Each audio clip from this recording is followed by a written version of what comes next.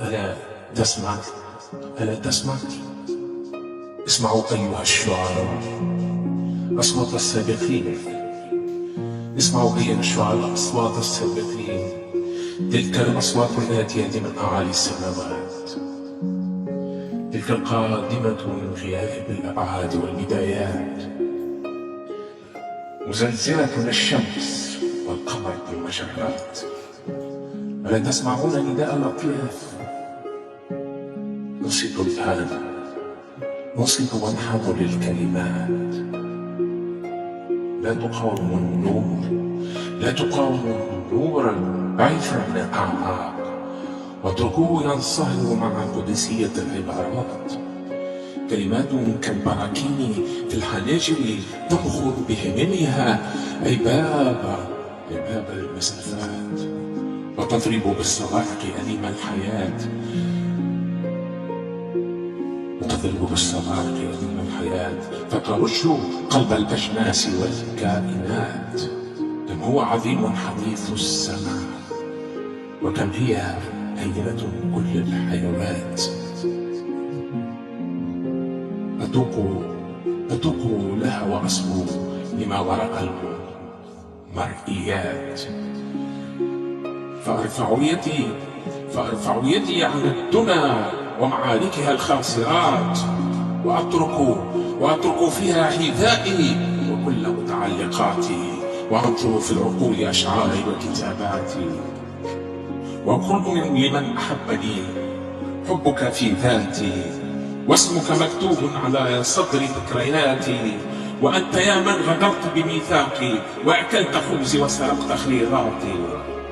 أنت أيها المحترق المقرف الثاني، قف عندك، لست كباقي الموجودات.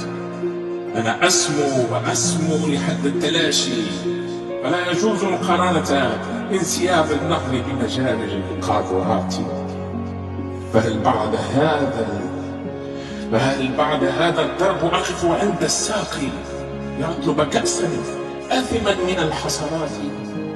لا، لن أصبح كلمة منسية في سيد الصفحات، بل أنا كتاب يحلق بين سوابق كتاباتي. سأصمت حين ينتهي أراك وهراي، وأرحل عند النفع في النهايات. كم عانيت دهرا من تلك الذنبات، كم عانيت دهرا من تلك الذنبات، والرغم من الظلمة والسيئات. سأعتني ميزان ذنبي وذنب السنوات، وسأرتشي نور الباقي بين شناتاتي. فهذا قلبي لا أجد فيه إلا الزلات. فلا تتركني لا وحيدا يا رب السماوات. وإن كنت آتيتك مثقلا بذنوبي، فرجائي في رحمتك وصلاتي. فكل يوم يقترب موعد لقائي، فلا حليم ارفع عنا الشقوات، وارفقنا بالخيرات والطيبات، وابعد عنا من شر المخلوقات. إذا جاء اليوم يوم الوفاة، اغفر لنا فأنت حليم بالدعوات. ووصلنا لشهر الحسنات، وبارك لنا فيه رمضان بالقربات. شكرا.